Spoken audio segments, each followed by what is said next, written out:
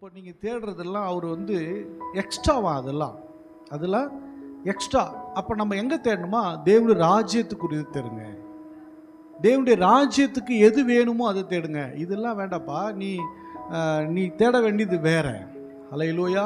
இங்கே இருக்குது இப்படி இது இப்படி சாப்பிட்டா திருப்தி ஆகிடும், இப்படி ட்ரெஸ் பண்ணால் திருப்தி ஆகிடும், இப்படி அப்படி இதெல்லாம் வந்துட்டா நான் பணம்லாம் வந்துட்டா நான் சூப்பராகிடுவேன். நீ பணம் வர வர வர கெட்டு போயிடுவேன். ஹல்லேலூயா. பணம் வரும்போது அது மெச்சூரிட்டியோடு உனக்கு வரணும். அந்த செல்வம் உன் கையில் வரும்போது அதை அழகாக உபயோகப்படுத்துகிற அளவுக்கு கர்த்தர் உனக்கு கொடுக்க மாட்டார். அப்படி கொடுத்தா தான் நல்லது அது. ஹல்லேலூயா. அந்த செல்வம் அதை ஒரு மாதிரி நடந்துடக்கூடாது. ஹல்லேலூயா. அப்போ தேவனுடைய ராஜ்யத்தை தேடுங்க. இவங்கெல்லாம் கூட கொடுங்க. பயப்படாதே சிறு மந்தையே. சபையை பார்த்து சொல்கிறாரு, சிறு மந்தையே தேவன் ராஜ்யத்தை கொடுக்க உங்களுக்கு என்ன இருக்காரு? பிரியமாக இருக்கு. உனக்கு நான் பரலோகத்தில் இருக்கிற மேன்மையை நான் கொடுக்க விரும்புகிறேன். அங்கே இருக்கிற செழிப்பை கொடுக்க விரும்புகிறேன். அங்கே இருக்கிற பொன்னையும் வெள்ளியும் நான் உனக்கு கொடுக்க விரும்புகிறேன். அங்கே இருக்கிற விலையேற பெற்ற கற்களை நான் உனக்கு கொடுக்க விரும்புகிறேன். நீதியின் கிரீடத்தை கொடுக்க விரும்புகிறேன். வாடாத கிரீடத்தை கொடுக்க விரும்புகிறேன். மகிமையின் கிரீடத்தை கொடுக்க பேசுகிறாரு. ஹல்லேலூயா.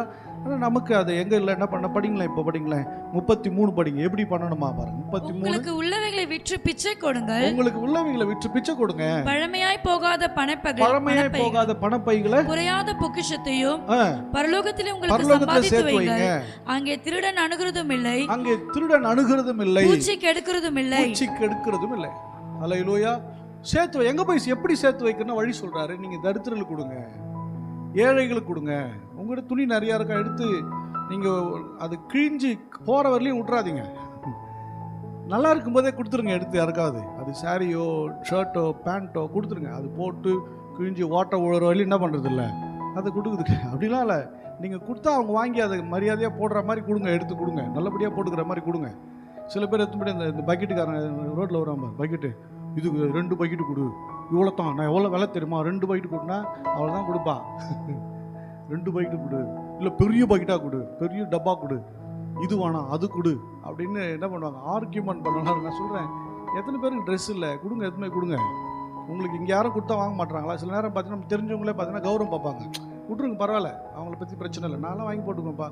இப்போ வாங்கி போட்ட சூழ்நிலை இல்லை, நல்லா வச்சுருக்காரு, கூச்சமே பட மாட்டேன். ஆனால் இது வரலையும் வாங்கி போட்டது இல்லை, அது மாதிரி சூழ்நிலை எனக்கு தந்ததும் இல்லை. அப்பத்துலேருந்தே சரி. கவனிங்க, யாருக்கா கொடுங்க, தப்பே இல்லை.